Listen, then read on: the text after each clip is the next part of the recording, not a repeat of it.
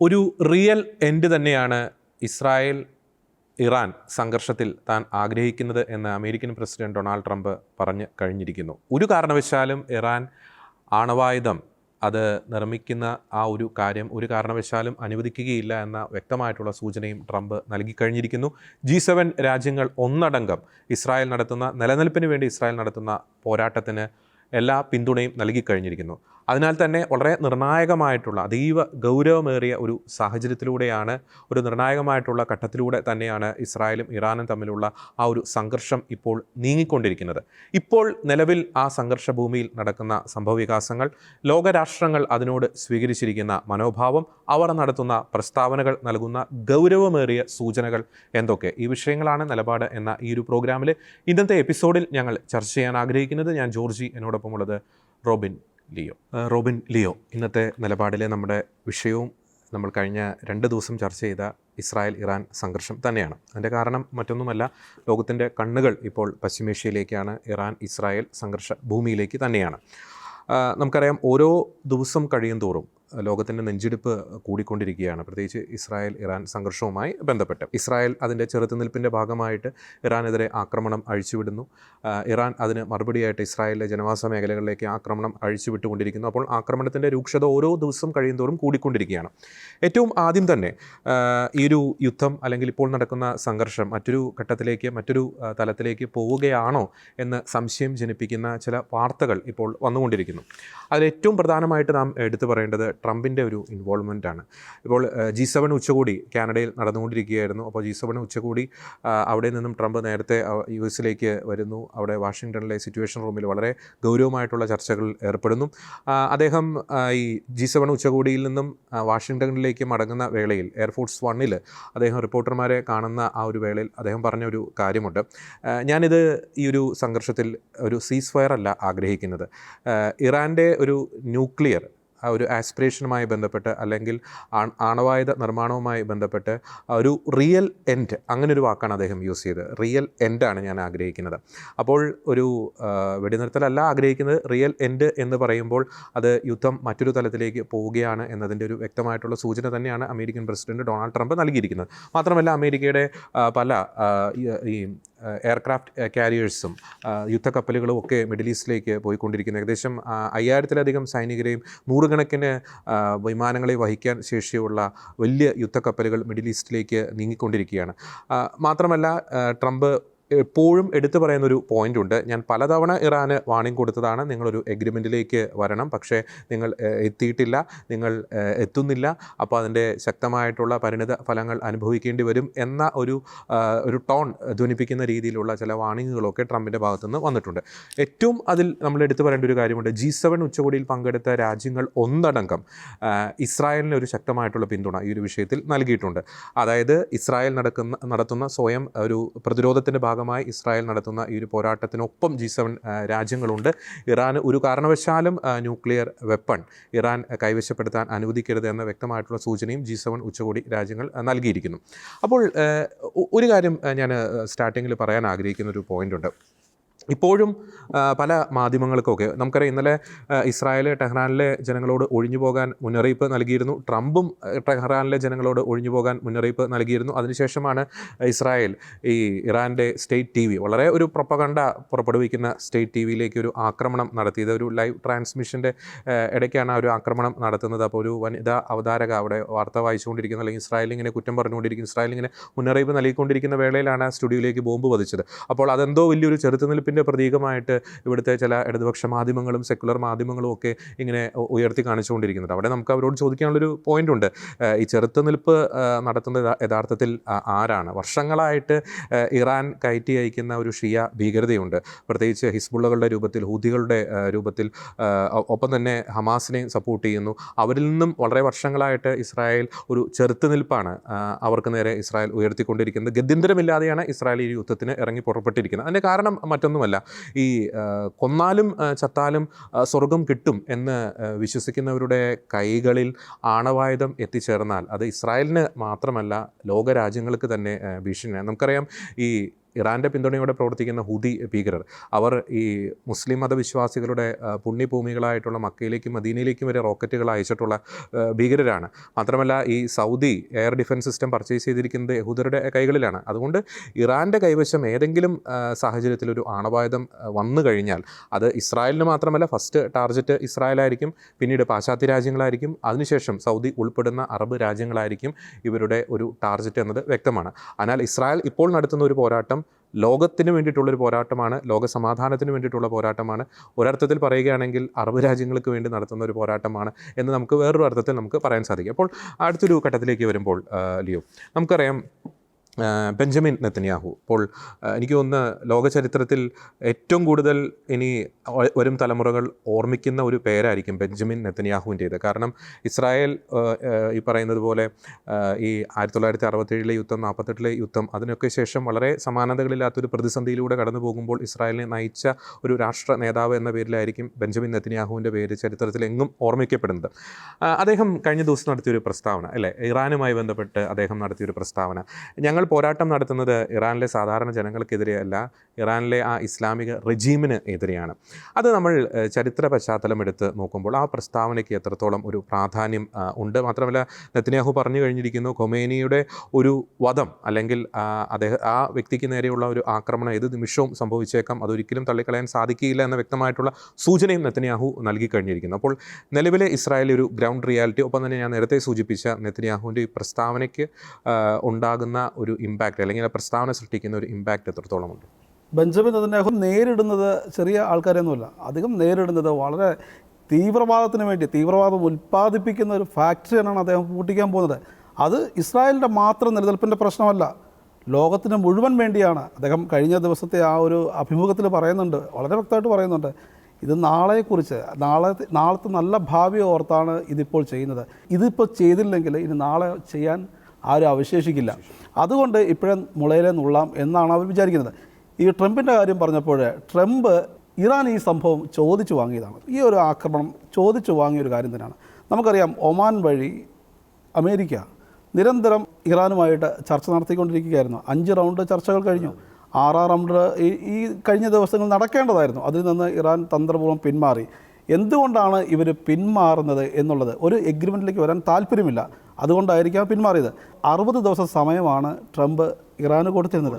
കൃത്യം നമ്മൾ പരിശോധിക്കുകയാണെങ്കിൽ 61ാമത്തെ ദിവസം ഇസ്രായേൽ കയറി അടിച്ചു. ഇവിടുത്തെ ചില മാധ്യമങ്ങൾ പറയുന്നത് ഇന്ന് ശ്രദ്ധിക്കുകയുണ്ടായി, ഇസ്രായേലല്ലേ ആദ്യം ഇറാനെ ആക്രമിച്ചത്, അല്ലെങ്കിൽ ഇറാനെ അറ്റാക്ക് ചെയ്തത് ഇസ്രായേലല്ലേ, അപ്പോൾ യൂറോപ്യൻ G7 രാജ്യങ്ങൾ ഇപ്പോൾ ഇസ്രായേലിനെ സപ്പോർട്ട് ചെയ്ത്, അല്ലെങ്കിൽ അവർ ഐക്യകണ്ഠേന ബില്ല് പാസ്സാക്കി എന്നുള്ള രീതിയിൽ ഇവിടുത്തെ മാധ്യമങ്ങൾ ചർച്ച ചെയ്യുന്നു. അതായത് ഇസ്രായേലാണ് ആദ്യം ഇറാനെ അറ്റാക്ക് ചെയ്തത്. ഇതിനു മുമ്പുള്ള കാര്യങ്ങൾ, ഇറാൻ ഇസ്രായേലിനെ തകർക്കാൻ വേണ്ടി കോപ്പ് കൂട്ടുന്ന, അല്ലെങ്കിൽ ആ അണ്വായുധം ശേഖരണം ഉണ്ടാക്കുന്ന, അല്ലെങ്കിൽ അത് വികസിപ്പിച്ചു കൊണ്ടിരിക്കുന്നത് ആരും പരിശോധിക്കുന്നില്ല.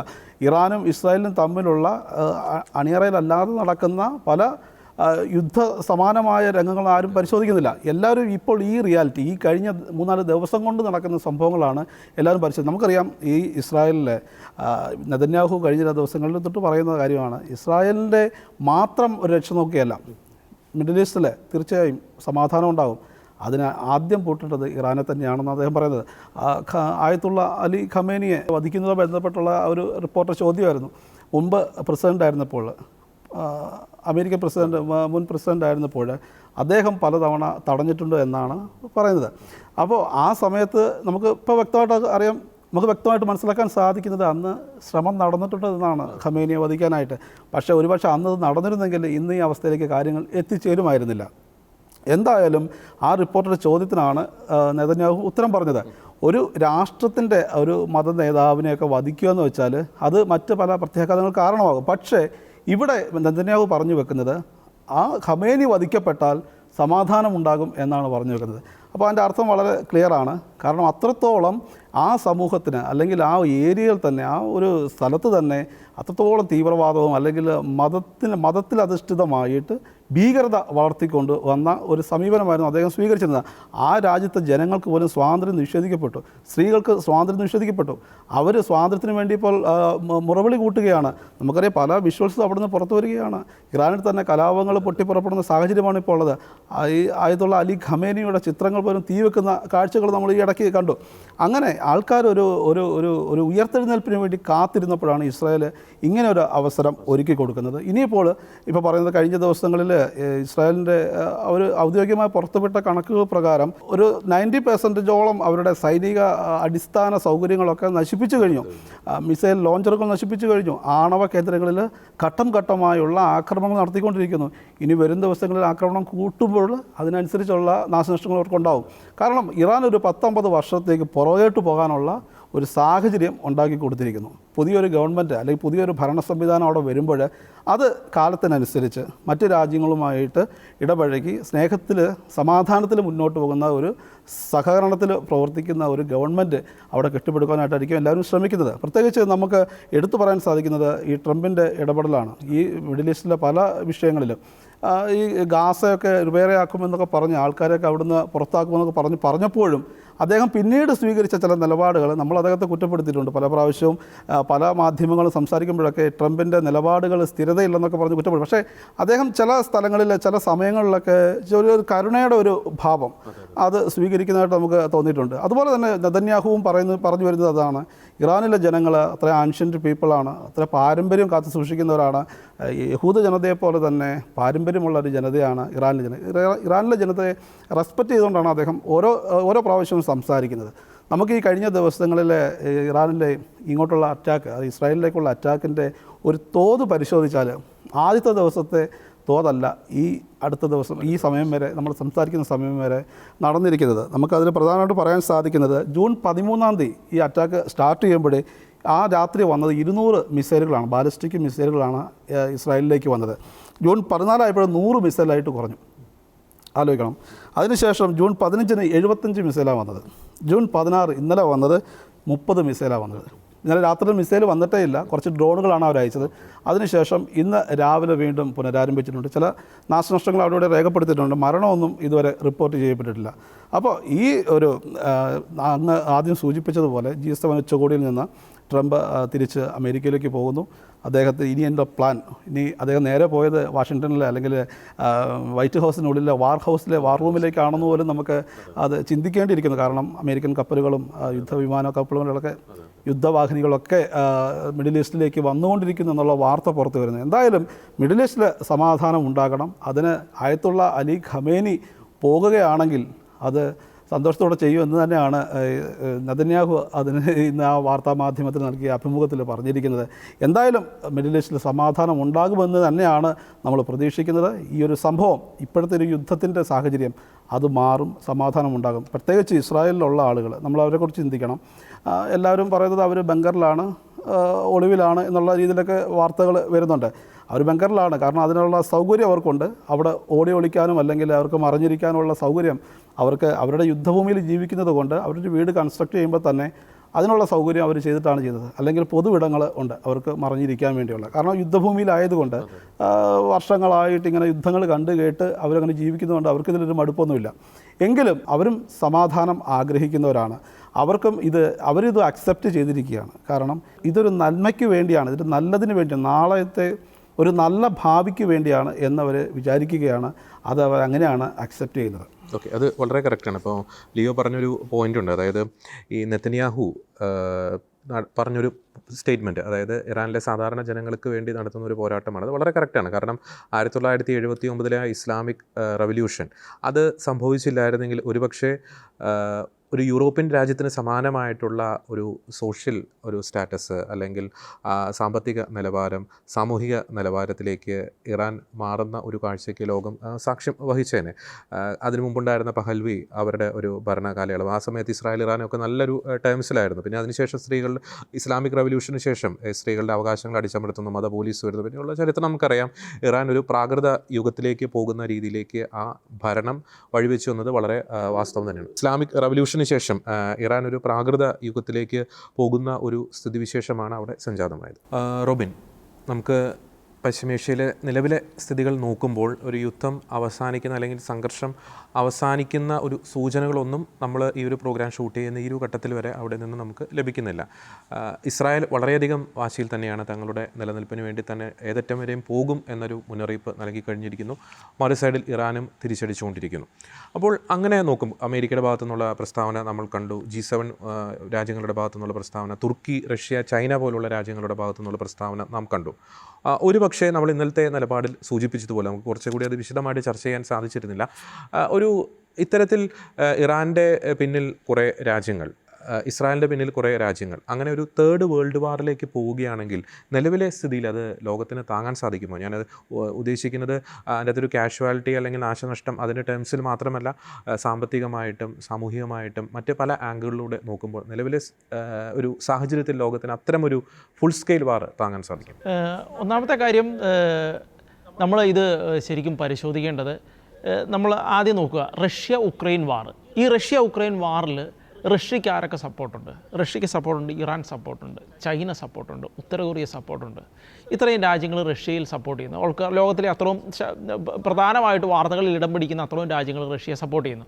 ഇനി തിരിച്ച് ഉക്രൈനെ ആരാണ് സപ്പോർട്ട് ചെയ്യുന്നത്? ഉക്രൈനെ സപ്പോർട്ട് ചെയ്യുന്നത് നാറ്റോയിലെ 52 രാജ്യങ്ങൾ. ഈ രാജ്യങ്ങൾ മൊത്തം ഇപ്പം നമുക്കറിയാം, സ്റ്റോം ഷാഡോ കൊടുത്ത് ബ്രിട്ടൻ, സ്കൾപ്പ് മിസൈൽ കൊടുത്ത് ഫ്രാൻസ്, അതുപോലെ തന്നെ ബാക്കി പോളണ്ട് അടക്കമുള്ള രാജ്യങ്ങൾ, ജർമ്മനി അടക്കമുള്ള ജർമ്മനി അടുത്ത് ഒരു വലിയ ഒരുപാട് ആയുധങ്ങൾ ഉക്രൈന് കൊടുക്കുന്ന സാഹചര്യമുണ്ടായി. അതുപോലെ ടോറസ് മിസൈൽ കൊടുക്കുമെന്നുള്ള സൂചനകൾ വരുന്നു. എന്ന് വെച്ചാൽ നോക്കുക, അത്രയും രാജ്യങ്ങൾ ഇൻവോൾവ്ഡാണ് ആ ഒരു യുദ്ധത്തിൽ. ഉക്രൈൻ തുടങ്ങുന്ന സമയത്ത് ഉക്രൈൻ്റെ കയ്യിലുണ്ടായിരുന്നത് എന്തുവാ? പഴയ സോവിയറ്റിൻ്റെ കുറേ ടാങ്കുകളും കുറേ മിസൈലും അങ്ങനത്തെ കുറേ സാധനങ്ങളായിരുന്നു ഉണ്ടായിരുന്നത്. ഇന്ന് നോക്കുക, ഉക്രൈൻ്റെ കയ്യിലിരിക്കുന്നത് മൊത്തം അമേരിക്കൻ ചേരിയുടെ, നാറ്റോ ചേരിയുടെ കയ്യിലിരിക്കുന്ന ആയുധങ്ങളാണ്. ആ നാറ്റോ ചേരിയാണ് ഇവരെ പുറത്തു കൊണ്ടിട്ട് F-16 അടക്കമുള്ള വിമാനങ്ങൾ പറപ്പിക്കാൻ അടക്കമുള്ള, അതുപോലെ തന്നെ ഇവരുടെ ബാക്കിയുള്ള ആയുധങ്ങളെല്ലാം, ടാങ്കുകളടക്കം, ഇപ്പോൾ അമേരിക്കയുടെ എബ്രാൻ ടാങ്ക്, അതുപോലെ തന്നെ ലെപ്പേർഡ് ടാങ്ക് അടക്കമുള്ള ടാങ്കുകൾ, ജർമ്മനിയുടെ ലെപ്പേർഡ് ടാങ്ക് അടക്കമുള്ള ടാങ്കുകളെല്ലാം പരിശീലനം കൊടുത്തേക്കുന്നത് ഈ നാറ്റോ രാജ്യങ്ങൾ. അപ്പോൾ അവർക്ക് അത്രയും രാജ്യങ്ങൾ ആ യുദ്ധത്തിൽ ഇൻവോൾവ്ഡാണ്. ഇനി നമ്മൾ നേരെ അവിടുന്ന് ഇസ്രായേൽ ഇറാൻ യുദ്ധത്തിലേക്ക് വരിക. അവിടേക്ക് വരുമ്പോൾ ഏതൊക്കെ രാജ്യങ്ങൾ ഇതിൻ്റെ ഉള്ളിൽ ഇൻവോൾവ്ഡ് ആണെന്ന് നോക്കുക. ഡയറക്റ്റ്ലി ഇസ്രായേൽ ഇൻവോൾവ്ഡ് ആണ്. പുറകിൽ നിന്ന് ഇസ്രായേലിന് എല്ലാ എക്യുപ്മെൻസും കൊടുക്കുന്നത്, എല്ലാ സഹായവും കൊടുക്കുന്നത് അമേരിക്കയാണ്. ഇപ്പോൾ ആകെ അതിനുള്ളിൽ പറയാൻ പറ്റുന്ന ഒരു കാര്യമെന്ന് പറഞ്ഞു കഴിഞ്ഞാൽ, ഓർക്ക് ഈ അയൺ ഡോമിൻ്റെ പോലും ചിലവ് വഹിക്കുന്ന അമേരിക്കയാണ്, ചിലവ് ഓരോ ഇയർലി വഹിക്കുന്ന അമേരിക്കയാണ്. ഈ F-35 ഇറാൻ 3 വിമാനങ്ങൾ F-35 വീഴ്ത്തിയെന്ന് പറഞ്ഞു. ഈ വിമാനങ്ങൾ അമേരിക്ക പല രാജ്യങ്ങൾക്കും ഈ വിമാനങ്ങൾ ഷെയർ ചെയ്യുന്ന സാധനമാണ്. പക്ഷേ ഒരേ ഒരു രാജ്യത്തിനാണ് അത് സെൽഫ് ഇൻ്റഗ്രേറ്റ് ചെയ്യാൻ സമ്മതിച്ചിട്ടുള്ളത്. ഒരേ ഒരു രാജ്യമാണ്, അത് ഇസ്രായേലാണ്. അപ്പോൾ കാരണം 2010 കാലഘട്ടങ്ങളിൽ ഉള്ള ഈ F-35 വിമാനങ്ങൾക്ക് ഇസ്രായേൽ ഉദ്ദേശിക്കുന്നത്ര സ്റ്റെൽത്ത് ഇസ്രായേലിന് അത്ര വിശ്വാസമില്ലാത്തതുകൊണ്ടാണ് അവരവരുടെ സെൽഫ് മെയ്ഡ് ആയിട്ടുള്ള പല റഡാർ അടക്കമുള്ള പല സംവിധാനങ്ങളും ഇതിൻ്റെ ഉള്ളിലേക്ക് ഇവരുടേതായിട്ട് ഇൻ്റഗ്രേറ്റ് ചെയ്യുന്ന ഇത് ഘടിപ്പിക്കുന്ന സാഹചര്യം ഉണ്ടായത്. അപ്പം അങ്ങനെ അമേരിക്കൻ അതൊക്കെ മാത്രമാണ് ഇസ്രായേൽ ചെയ്തേക്കുന്ന കാര്യങ്ങൾ എന്ന് പറയുന്നത്. ബാക്കി ഇതിൻ്റെ ഉള്ളിലെ പ്രധാനപ്പെട്ട സാധനങ്ങൾ മൊത്തം അമേരിക്കയാണ് സപ്ലൈ ചെയ്യുന്ന, എല്ലാ സപ്ലൈ. ഇപ്പോൾ ഇതിൻ്റെ ഏകദേശം 30ഓളം ടാങ്കറുകൾ, എയർ ടാങ്കറുകൾ ഇപ്പോൾ അമേരിക്ക ഈ മേഖലയിലേക്ക് അയച്ചു. അപ്പോൾ അമേരിക്ക ഇതിൻ്റെ ഉള്ളിൽ ബാക്കിൽ ഡയറക്റ്റ്ലി ഇൻവോൾവ്ഡ് ആണ്. ഇനി നോക്കുക, റഷ്യ കഴിഞ്ഞ ദിവസം ഈ ഇറാനിൽ ആക്രമണം നടത്തിയതിൻ്റെ, ഡ്രോൺ ആക്രമണം നടത്തിയതിന് റഷ്യ ആരെയാണ് അക്യൂസ് ചെയ്യുന്ന സാഹചര്യം ഉണ്ടായത്? അത് ബ്രിട്ടനെയാണ്. എന്ന് വെച്ചാൽ ബ്രിട്ടനും ഇതിൻ്റെ ഉള്ളിൽ ഇൻവോൾവ്ഡ് ആണ്. ഇൻ്റലിജൻസ് അടക്കമുള്ള കാര്യങ്ങളായിട്ട് ബ്രിട്ടൻ ഇൻവോൾവ്ഡ് ആണ്. ഇനി നോക്കുക, ആരൊക്കെ ഇറാൻ്റെ ഈ ഡ്രോണുകളെ ഡിഫെൻഡ് ചെയ്തു? അത് ഇറാഖ് ഇൻവോൾവ്ഡ് ആണ്, സിറിയ ഇൻവോൾവ്ഡ് ആണ്, അതുപോലെ തന്നെ ജോർദാൻ ഇൻവോൾവ്ഡ് ആണ്. ഇത്രയും രാജ്യങ്ങൾ അവിടെ ഡയറക്റ്റ്ലി ഇൻവോൾവ്ഡ് ആണ്. ഇനി നോക്കുക, എവിടെയൊക്കെ ഇറാൻ പറയുന്നു അമേരിക്ക ഈ യുദ്ധത്തിൽ ഇത് ചെയ്യുന്ന സാഹചര്യം ഉണ്ടായിക്കഴിഞ്ഞാൽ ഞങ്ങൾ തീർച്ചയായിട്ടും എവിടെയൊക്കെ അമേരിക്കൻ ബേസ് ഇരിക്കുന്നു അവിടെയൊക്കെ ആക്രമിക്കും. ആരൊക്കെ ഇൻവോൾവ്ഡ് ആണ്? ഒമാൻ ഇൻവോൾവ്ഡ് ആണ്, കുവൈത്ത് ഇൻവോൾവ്ഡ് ആണ്, UAE ഇൻവോൾവ്ഡ് ആണ്, ഖത്തർ, സൗദി എല്ലാം ഇൻവോൾവ്ഡ് ആണ്. എന്ന് വെച്ചാൽ ഈ മേഖല മൊത്തം ഇസ്രായേലിൻ്റെ സൈഡിൽ നോക്കുമ്പോൾ ഇൻവോൾവ്ഡ് ആണ് യുദ്ധത്തിൻ്റെ കാര്യത്തിൽ. ഇനി നോക്കുക, ഇറാൻ്റെ ഭാഗത്ത് നോക്കുക. ഇറാന് കൃത്യമായിട്ട് S-300 അടക്കമുള്ള, അതുപോലെ തന്നെ ഇൻ്റലിജൻസ് സംവിധാനമുള്ള സംവിധാനങ്ങൾ എല്ലാം റഷ്യ സപ്പോർട്ടുണ്ട്. അതുപോലെ തന്നെ ഓർക്കുക, ഈ ഇറാൻ്റെ ഈ ഇപ്പോൾ ഏറ്റവും പ്രധാനപ്പെട്ടതായിട്ടുള്ള പ്രശ്നം വന്നേക്കുന്നത് ന്യൂക്ലിയർ ആയിട്ടുള്ള പ്രശ്നമാണല്ലോ. ഈ ന്യൂക്ലിയർ ഫെസിലിറ്റി അടക്കമുള്ള ഇങ്ങനത്തെ സാധനങ്ങളുടെ എല്ലാം ഹെൽപ്പ് വന്നേക്കുന്നത് ഒന്ന് റഷ്യയിൽ നിന്നാണ്, രണ്ട് ചൈനയിൽ നിന്നാണ്. ചൈന ടു പാകിസ്ഥാൻ ടു ഇറാനാണ് വന്നേക്കുന്നത്. അതുപോലെ തന്നെ മിസൈൽ ടെക്നോളജിയുടെ പല അഡ്വാൻസ്ഡ് മിസൈൽ ടെക്നോളജിയുടെ കാര്യത്തിലും കൃത്യമായിട്ട് നോർത്ത് കൊറിയ ഇൻവോൾവ്ഡാണ്, സഹായം ഇറാന് കൊടുത്തിട്ടുണ്ട്. ഇത്രയും രാജ്യങ്ങൾ ഇൻവോൾവ്ഡാണ്. ഇനി നമ്മൾ വേൾഡ് വാർ അല്ല എന്ന് പറയുന്നതിൻ്റെ ഉള്ളിൽ എന്താണ് അർത്ഥമുള്ളത്? കാരണം ഇനി വളരെ കുറച്ച് രാജ്യങ്ങളാണ് ഇതിൻ്റെ ഉള്ളിൽ ഇൻവോൾവ്ഡ് ആകാതെ നിൽക്കുന്നത്. അത് ഒരു പക്ഷേ സൗത്ത് ചൈന സീയിൽ ഒരു സംഘർഷം ഉണ്ടാകുന്ന സാഹചര്യത്തിൽ വന്നാൽ നമുക്ക് ഒരിക്കലും പറയാതിരിക്കാനുള്ള സാഹചര്യമില്ല. കാരണം അവിടെ ഉണ്ടാകില്ല എന്ന്. കാരണം നിരന്തരമായിട്ട് ഏറ്റവും കൂടുതൽ പ്രശ്നം ഇവിടുത്തെ കഴിഞ്ഞും പ്രശ്നം നടക്കുന്നത് ആ മേഖലയിലാണ്. വാർത്തകൾ കാരണം ഇവിടെയല്ല ഈ പ്രൈമായിട്ടുള്ള യുദ്ധം നടക്കുന്നതുകൊണ്ട് ആ വാർത്തകൾ നിറഞ്ഞു നിൽക്കുന്നതുകൊണ്ട് അവിടുത്തെ പ്രശ്നം ആരും അറിയുന്നില്ല എന്നുള്ളൂ. അവിടെ നിരന്തരം ചൈന തായ്വാൻ്റെ അതിർത്തികൾ നിരന്തരം ഭേദിച്ചുകൊണ്ടിരിക്കുകയാണ്. അങ്ങനെയുള്ളൊരു സാഹചര്യം അവിടെ നിലനിൽക്കുന്നുണ്ട്. എന്ന് വെച്ചാൽ ഇനി അവിടെയും കൂടെ മാത്രമേ യുദ്ധം തുടങ്ങാനുള്ളൂ. അവിടെയും കൂടെ തുടങ്ങിക്കഴിഞ്ഞാൽ കംപ്ലീറ്റ് ആയി യുദ്ധം. ഏകദേശം വേൾഡ് വാർ 3 എന്ന് പറയാൻ പറ്റും. പക്ഷേ ഇതിനെ എന്തുകൊണ്ട് നമുക്ക് വേൾഡ് വാർ 3 എന്ന് പറയാൻ പറ്റാത്തതിന് കാരണം ഇത്രയും രാജ്യങ്ങൾ ഇൻവോൾവ്ഡ് ആണ് ഇതിൻ്റെ ഉള്ളിൽ ഓൾറെഡി. അതുകൊണ്ട് നമുക്ക് തീർച്ചയായിട്ടും പറയാൻ പറ്റും ഇത് വേൾഡ് വാർ 3യിലേക്കുള്ളൊരു പോക്കാണ്, അതിൻ്റെ ഒരു ചുവടുവെപ്പാണെന്ന് നമുക്ക് തീർച്ചയായിട്ടും ഇതിൻ്റെ ഉള്ളിൽ പറഞ്ഞു വയ്ക്കാൻ കഴിയും. ഇനി ആയുധങ്ങൾ വിന്യസിച്ചേക്ക് നോക്കുക. നമ്മൾ സാധാരണ പണ്ട് അമേരിക്ക ഇറാഖിൽ നടത്തിയതോ അതുമല്ലെങ്കിൽ അഫ്ഗാനിസ്ഥാനിൽ നടത്തിയ യുദ്ധങ്ങളോ അങ്ങനെയുള്ള യുദ്ധങ്ങൾ പോലെ ഒന്നുമല്ല ഇത്. ഇത് കൃത്യമായിട്ടും ലോകത്തിലെ ഏറ്റവും അഡ്വാൻസ്ഡ് ആയിട്ടുള്ള ടെക്നോളജി വെച്ചുള്ള ആയുധങ്ങൾ വെച്ചുള്ള ആക്രമണമാണ് നടന്നുകൊണ്ടിരിക്കുന്നത്. രണ്ട് രാജ്യങ്ങൾ തമ്മിലുള്ള ഫുൾ സ്കെയിൽ വാറുകളാണ് നടന്നുകൊണ്ടിരിക്കുന്നത്. അപ്പോൾ ഇങ്ങനെയെല്ലാം നോക്കുമ്പോൾ തീർച്ചയായിട്ടും ലോകത്തിന് ഇപ്പോൾ ആരൊക്കെ വേൾഡ് വാർ അങ്ങനെയല്ല നിങ്ങൾ പറഞ്ഞ് പേടിപ്പിക്കാൻ ശ്രമിക്കുന്നതെന്നൊക്കെ പറഞ്ഞാൽ പോലും തീർച്ചയായിട്ടും ഇതൊരു വേൾഡ് വാറിൻ്റെ സ്വഭാവം തന്നെയാണ് ഇതിനുള്ളത് എന്നുള്ളത് നമുക്ക് പറഞ്ഞു വയ്ക്കാൻ കഴിയും. ഇനി നമുക്ക് നമ്മുടെ രാജ്യത്തോട് പറയാനുള്ള ഇപ്പോൾ റഷ്യ ഉക്രൈനിലേക്ക് ഇൻവേഷൻ നടത്തുന്നതിന് മുൻപ് തന്നെ റഷ്യ വ്യാപകമായ തോതിൽ അവരുടെ മിലിറ്ററി ഫാക്ടറികൾ മൊത്തം ഫുൾ സ്കെയിലായിട്ട് അവരവിടെ പ്രൊഡക്ഷൻ നടത്തിക്കൊണ്ടിരിക്കുകയാണ്. അതിനുശേഷം യുദ്ധം തുടങ്ങിയ ശേഷം 24/7 പ്രൊഡക്ഷനാണ് അവിടെ നടക്കുന്നതെന്നാണ് പറയുന്നത്. 24/7 പ്രൊഡക്ഷൻ. അതേപോലെ നമ്മുടെ രാജ്യത്തോട് നമുക്ക് ശരിക്കും പറയാനുള്ളൊരു കാര്യം എന്ന് പറയുന്നത് ഇത് സമാധാനത്തിൻ്റെ കാലഘട്ടം കഴിഞ്ഞു. ഇത് ആയുധങ്ങളുടെയും അഗ്രഷൻ്റെയും കാലഘട്ടമാണ്. തീർച്ചയായിട്ടും പാകിസ്ഥാൻ എന്താണ് ചെയ്തതെന്ന് നമുക്കറിയാവുന്നതാണ്. അതുകൊണ്ട് നമ്മുടെ രാജ്യവും 24/7 ആയുധ പ്രൊഡക്ഷനിലേക്ക് പോകേണ്ട ഒരു സാഹചര്യം നിലനിൽക്കുന്നു എന്നുള്ളത് നമ്മുടെ രാജ്യം അർജൻറ്റായിട്ട് തിരിച്ചറിയേണ്ടതാണ്. കാരണം ഈ കാലഘട്ടം എത്ര പെട്ടെന്നാണ് ഇന്ത്യ പാകിസ്ഥാൻ ഒരു ആക്രമണം ഉണ്ടായത്. ശരിക്കും അതിനെ നമുക്ക് ഇസ്രായേലും ഇറാനും തമ്മിൽ ആദ്യം നടത്തിയ ആക്രമണമായിട്ട് താരതമ്യം ചെയ്യാവുന്നതാണ്.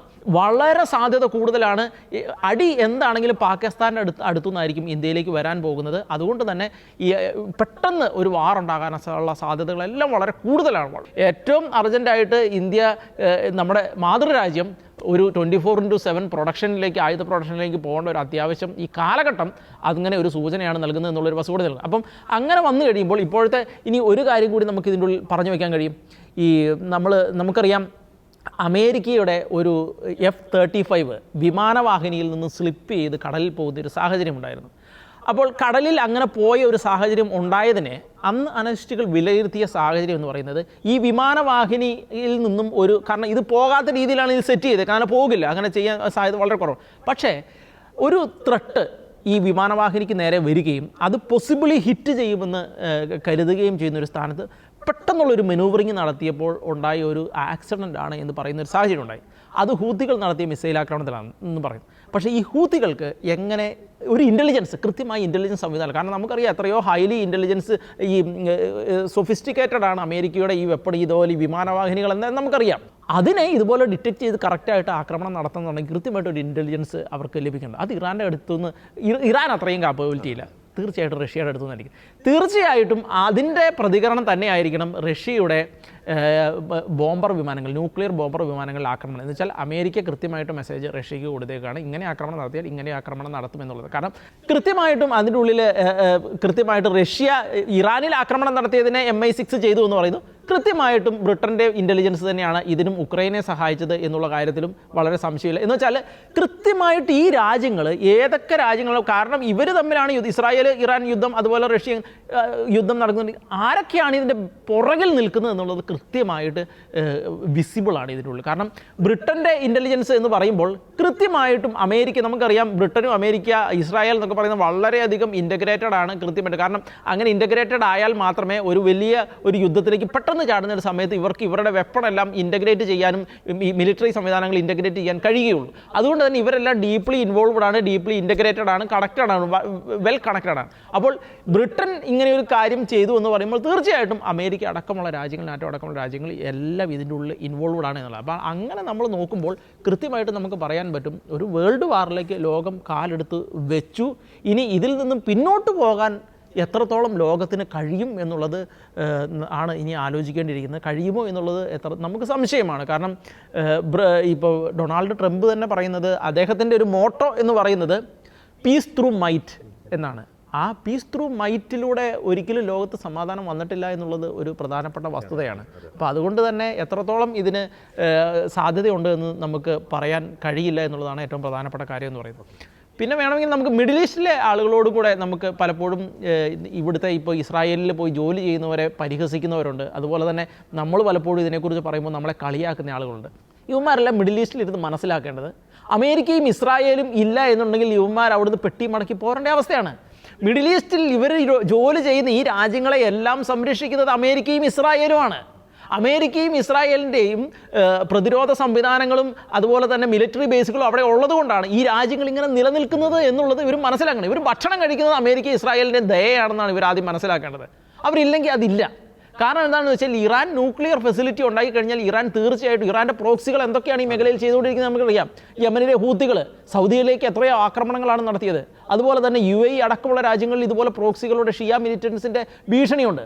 ഇറാൻ ഒരു ന്യൂക്ലിയർ ഫെസിലിറ്റി, അവർക്ക് ന്യൂക്ലിയർ ബോംബ് ഉണ്ടാക്കാനുള്ള സാധ്യത ഉണ്ടാവുകയും ഈ രാജ്യങ്ങളെല്ലാം ഭീഷണിപ്പെടുത്തുകയും സാഹചര്യം ഉണ്ടായി കഴിഞ്ഞിട്ടുണ്ടെങ്കിൽ ഈ ഇറാഖിൻ്റെയും സിറിയയുടെയും ഗതിയായിരിക്കും ഈ രാജ്യങ്ങൾക്കെല്ലാം വരുന്നത്. ആ സമയത്ത് ഇവിടെ ജോലി ചെയ്യുന്ന മലയാളികൾ എന്ന് പറയുന്ന ഈ വിമർശിക്കുന്ന അമേരിക്ക ഇസ്രായേലിനെ വിമർശിക്കുന്ന ആളുകൾ അന്ന് അവിടെ ജോലി ചെയ്യാൻ ഉണ്ടാവില്ല. അവർക്ക് ജോലിയും കൂലിയും ഒന്നും ഉണ്ടാകുകയില്ല എന്നുള്ളതാണ്. അമേരിക്ക ഇവരെ സംരക്ഷിക്കുന്നത് കൊണ്ടാണ് ഇവർക്ക് ഈ ജോലിയും കൂലിയുള്ളത്. അമേരിക്കയുടെയും ഇസ്രായേലിൻ്റെയും ഔദാര്യം പറ്റിക്കൊണ്ടാണ് അവിടെ ഇരുന്നിട്ട് അമേരിക്കയും ഇസ്രായേലിനെ തെറി വിളിക്കുന്നത്. വെച്ചാൽ പാല് കൊടുക്കുന്ന കൈക്ക് കൊത്തുന്ന പാമ്പിൻ്റെ സ്വഭാവമാണ് അവിടെ ഇരുന്ന് കാണിച്ചുകൊണ്ടിരിക്കുന്നത്. അത് അല്ല എന്നുണ്ടെങ്കിൽ, കാരണം ഇപ്പം കേരളത്തിലെ നിലമ്പൂരത്തെ ഇലക്ഷനിൽ അവിടെ വന്നിട്ട് കേരളത്തിലെ നേതൃത്വം തന്നെ പറയുകയാണ് ഇസ്രായേൽ തെമ്മാടി രാഷ്ട്രമാണ് എന്ന്. ഓർക്കുക, ബംഗാളിൽ 36 വർഷം ഭരിച്ചിട്ട് നാട് നീളെ ആ മനുഷ്യർക്ക് ചണ്ടണ്ടി വന്നു ഭക്ഷണം കഴിക്കണം എന്നുണ്ടെങ്കിൽ ഇന്നത്തെ കാലത്ത് അതേ അവസ്ഥയാണ് കേരളത്തിലുള്ളത്. കേരളത്തിലെ ജനങ്ങൾ നാട് നീളെ തെണ്ടിപ്പോയിട്ട് അവിടെ നിന്ന് കഷ്ടപ്പെട്ട് ജോലി ചെയ്ത് ഇവിടേക്ക് പണം അയച്ചു കൊടുക്കണം, ഇവിടെ നേരെ ചൊവ്വേ മുന്നോട്ട് പോകണമെന്നുണ്ടെങ്കിൽ. അതിനെ മിഡിൽ ഈസ്റ്റിൽ ഇത്രയും ലക്ഷം ആളുകൾ ജോലി ചെയ്യുന്നു, അവരെ സംരക്ഷിക്കുന്നത് അമേരിക്ക. ബാക്കി നമ്മൾ ഇസ്രായേലിൽ എത്രയോ ആളുകൾ നമ്മൾ ഇവിടുന്ന് പോയി ജോലി ചെയ്യുന്നു, യൂറോപ്പിൽ പോയി ജോലി ചെയ്യുന്നു. ഇവരെ എല്ലാം സംരക്ഷിക്കുന്നത് ഇവർ ഈ കുറ്റപ്പെടുത്തുന്ന ഇതേ ആളുകൾ. എന്നുവെച്ചിട്ട് ഇവർ സംരക്ഷിക്കുകയും ചെയ്യണം, അതേസമയം ഇവർ മുഴുവൻ തെമ്മാടികളുമാണ്. അപ്പോൾ ആ ഒരു മനോഭാവം എന്ന് പറയുന്നത് വളരെ മോശമാണ്. കാരണം നമുക്ക് വേറെയുള്ള രാജ്യങ്ങളിൽ പോയി ജോലി ചെയ്താണ് ജീവിക്കേണ്ടത്. ഇസ്രായേലിലൊക്കെ ഒരുപാട് ഓപ്പർച്യൂണിറ്റികളാണ്, യൂറോപ്പിൽ ഓപ്പർച്യൂണിറ്റി ഉണ്ട്, മിഡിൽ ഈസ്റ്റിലെല്ലാം ഓപ്പർച്യൂണിറ്റി ഉണ്ട്. അപ്പോൾ നമ്മൾ ആ ഓപ്പർച്യൂണിറ്റിയെ എങ്ങനെ എക്സ്പ്ലോയിറ്റ് ചെയ്യാം, നമ്മുടെ ആളുകൾക്ക് എത്രത്തോളം ബെനിഫിറ്റ് ഉണ്ടാക്കാം എന്ന് ചിന്തിക്കുന്നതിന് പകരം അവിടെ കുത്തിയിരുന്ന് തീവ്രവാദം നടത്തുക, ആരാണോ ഇവരെ സംരക്ഷിക്കുന്നത് അവരെ തെറി വിളിക്കുക എന്നൊക്കെ പറയുന്ന സ്വഭാവം, അത് നാട്ടിലും രാഷ്ട്രീയ നേട്ടത്തിന് വേണ്ടി അങ്ങനെ ചെയ്യുക എന്നൊക്കെ പറയുന്നത് വളരെ മോശമാണ്. ഒരു സംസ്കാരമില്ലാത്ത സ്വഭാവമാണ് അത് എന്ന് മാത്രമേ നമുക്ക് പറയാൻ കഴിയൂ. ഓക്കെ, അത് വ്യക്തമാണ്. ഇപ്പം നമ്മുടെ വിഷയം അതല്ലെങ്കിൽ പോലും ഇപ്പം നിലമ്പൂർ തെരഞ്ഞെടുപ്പിൽ നിരവധി വിഷയങ്ങൾ അവിടെ ചർച്ച ചെയ്യാറുണ്ട്, വികസനം ചർച്ച ചെയ്യേണ്ട. പക്ഷേ അന്നേരം പലപ്പോഴും പലരും പ്രധാനമായും ഉയർത്തിക്കൊണ്ട് വരുന്ന വിഷയമാണ് ഇസ്രായേൽ എന്നുള്ള വിഷയം. അത് നമുക്കറിയാം, വോട്ട് ബാങ്ക് രാഷ്ട്രീയവും പ്രീണനവും ഒക്കെ അതിൻ്റെ പിന്നിലുണ്ട്. ഏറ്റവും ലാസ്റ്റായിട്ട് നമുക്ക് രണ്ട് കാര്യങ്ങൾ കൂടി ഒന്ന് പരാമർശിച്ചിട്ട് അവസാനിപ്പിക്കാമെന്ന് എനിക്ക് തോന്നുന്നു. ഏറ്റവും ഒടുവിൽ നമുക്ക് ആ സംഘർഷ ഭൂമിയിൽ നിന്നും ലഭിക്കുന്ന വിവരം, ഈ അലി ഷത്മാനി എന്ന് പറയുന്ന ഏറ്റവും പുതിയ സൈനിക മേധാവി ഇറാൻ്റെ, നേരത്തെ ഒരു അലി റാഷിദ് എന്ന് പറയുന്ന വ്യക്തിയായിരുന്നു. ആ വ്യക്തിനെ 2 ദിവസം മുമ്പ് ഇസ്രായേൽ വധിച്ചു. അതിനുശേഷം പുതിയതായിട്ട് തിരഞ്ഞെടുക്കപ്പെട്ട ഇറാൻ്റെ സൈനിക മേധാവി അലി ഷത്മാനി. ഓർക്കുക, ആ വ്യക്തി ഈ ഖൊമേനിയുടെ ഒരു റൈറ്റ് ഹാൻഡ്, അല്ലെങ്കിൽ ഏറ്റവും അടുത്ത ഒരു ക്ലോസ് അലയാണ് ഈ അലി ഷത്മാനി. ആ വ്യക്തിനെ ഇസ്രായേൽ വധിച്ച് കഴിഞ്ഞിരിക്കുന്നു. അത് വളരെ വ്യക്തമായിട്ടുള്ള സൂചന തന്നെയാണ് നമുക്ക് നൽകുന്നത്. ഇസ്രായേൽ നേതൃത്വം തന്നെ പറഞ്ഞിട്ടുണ്ട്, ഖൊമേനിയെ എപ്പോൾ വധിക്കാൻ സാധിക്കുമോ അന്ന് ഈ യുദ്ധം അവസാനിക്കും, സംഘർഷം അവസാനിക്കും എന്നൊരു സൂചന നൽകിയിട്ടുണ്ട്. ഈ ഇസ്രായേലിൻ്റെ പ്രധാനമന്ത്രി ഇസ്രായേൽ കാറ്റ്സ് പറഞ്ഞൊരു വാക്കുണ്ട്, അതായത് ഖൊമേനിക്ക് വരാൻ പോകുന്നത് സദാം ഹുസൈൻ്റെ അതേ ഗതി തന്നെയായിരിക്കും എന്നൊരു കാര്യം സൂചിപ്പിക്കുന്നുണ്ട്. അതൊരു ഫാർ റീച്ചിങ് ആയിട്ടുള്ള ഇമ്പാക്റ്റുള്ള ഒരു പ്രസ്താവനയാണ്. ഈ സദാം ഹുസൈനെ അമേരിക്കൻ സൈനികർ എങ്ങനെയാണ് പിടികൂടിയത്? ഇറാഖിലേക്ക് അധിനിവേശം നടത്തി ഒരു ഗ്രൗണ്ട് ഓപ്പറേഷനിലൂടെയാണ് സദാം ഹുസൈനെ പിടികൂടേണ്ടി വന്നത്. അപ്പോൾ അത്തരത്തിലുള്ള ഒരു സൂചനയാണോ അദ്ദേഹത്തിൻ്റെ ഈ പ്രസ്താവനയ്ക്ക് ഉള്ളിൽ ഉള്ളത് എന്ന് നാം സംശയിക്കേണ്ടിയിരിക്കുന്നു. ഏതായാലും ഇസ്രായേൽ രണ്ടും കൽപ്പിച്ച് തന്നെയാണ്. ഇനി ഒരു ചാൻസ് ഇസ്രായേലിന് ലഭിക്കത്തില്ല. അതായത് ഈ ഇറാനിലെ ഈ തീവ്ര ഭരണകൂടത്തെ ഇല്ലാതാക്കാൻ ഇനിയൊരു ചാൻസ് ലഭിക്കില്ല. അപ്പോൾ ഇപ്പോൾ ലഭിച്ചിരിക്കുന്ന ചാൻസ് പരമാവധി പ്രയോജനപ്പെടുത്തി ഒരു ലോക സമാധാനത്തിലേക്കുള്ള അല്ലെങ്കിൽ ലോകത്തെ കൂടുതൽ ഒരു സേഫ് ആക്കാനുള്ള ഒരു ചുവടുവെപ്പ് തന്നെയാണ് ഇസ്രായേൽ നടത്തിക്കൊണ്ടിരിക്കുന്നത്. അതിന് തീർച്ചയായിട്ടും അമേരിക്ക പോലുള്ള രാഷ്ട്രങ്ങളുടെ ശക്തമായിട്ടുള്ള ഒരു പിന്തുണയുണ്ട്. തീവ്രവാദത്തെ എതിർക്കുന്ന, മത തീവ്രവാദത്തെ എതിർക്കുന്ന, പ്രത്യേകിച്ച് റോബിൻ പറഞ്ഞൊരു പോയിന്റ് ഉണ്ട്. ഈ പാകിസ്ഥാൻ എങ്ങനെയാണ് ഇന്ത്യക്കെതിരെ ഒരു പ്രോക്സി വാർ നടത്തുന്നത്?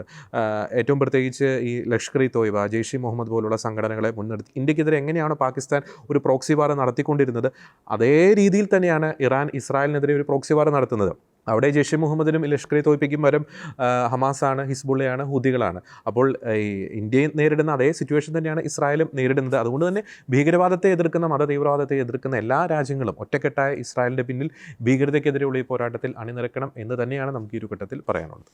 ഇസ്രായേൽ നടത്തുന്നത് നിലനിൽപ്പിന് വേണ്ടിയിട്ടുള്ള പോരാട്ടമാണ്, ഭീകരതയ്ക്കെതിരെയുള്ള പോരാട്ടമാണ്, ഇസ്ലാമിക തീവ്രവാദത്തിനെതിരെയുള്ള പോരാട്ടമാണ്. മത തീവ്രവാദം തലയ്ക്ക് പിടിച്ചവരുടെ കരങ്ങളിൽ ആണവായുധം എത്തിച്ചേർന്നാൽ അത് ഇസ്രായേലിന് മാത്രമല്ല ലോക രാജ്യങ്ങൾക്ക്, പ്രത്യേകിച്ച് അറബ് രാജ്യങ്ങൾക്ക് വരെ അത് വളരെ ഗൗരവമേറിയ ഭീഷണി തന്നെയാണ് സൃഷ്ടിക്കുന്നത്. അതുകൊണ്ട് ഞങ്ങൾ ഈ പ്രോഗ്രാമിൽ പറഞ്ഞ് അവസാനിപ്പിച്ചതുപോലെ ഇസ്ലാമിക തീവ്രവാദത്തിനെതിരെ പോരാടുന്ന എല്ലാ രാജ്യങ്ങളും, ഭീകരതയ്ക്കെതിരെ പോരാടുന്ന എല്ലാ രാജ്യങ്ങളും ഒന്നടങ്കം ഇസ്രായേലിൻ്റെ പിന്നിൽ അണിനിരന്ന് ഇസ്രായേലിന് ശക്തമായിട്ടുള്ള ഒരു പിന്തുണ കൊടുക്കേണ്ട ഒരു ഘട്ടം തന്നെയാണ്. മാത്രമല്ല സമാധാനത്തിനുള്ള ഒരു വഴികൾ കൂടി തേടേണ്ട ഒരു സമയം തന്നെയാണ്. തീർച്ചയായിട്ടും ഇറാനെ നിലയ്ക്ക് നിർത്തണം. അത് തീർച്ചയായിട്ടും ഗത്യന്തരമില്ലാതെയാണ് ഇസ്രായേൽ ഒരു യുദ്ധത്തിലേക്ക് ഇറങ്ങി പുറപ്പെടേണ്ടി വന്നത്. അതിനാൽ തന്നെ ഇറാനെ നിലയ്ക്ക് നിർത്തുവാനുള്ള ചർച്ചകൾ ആരംഭിക്കട്ടെ, സമാധാനം പുലരട്ടെ, മത തീവ്രവാദം ഇല്ലാതാകട്ടെ എന്ന വ്യക്തമായിട്ടുള്ള നിലപാട് അറിയിച്ചുകൊണ്ട് മറ്റൊരു വിഷയത്തിലെ നിലപാടുമായി ഞങ്ങൾ വീണ്ടും വരുന്നതായിരിക്കും. എല്ലാ പ്രിയപ്പെട്ട പ്രേക്ഷകർക്കും നന്ദി.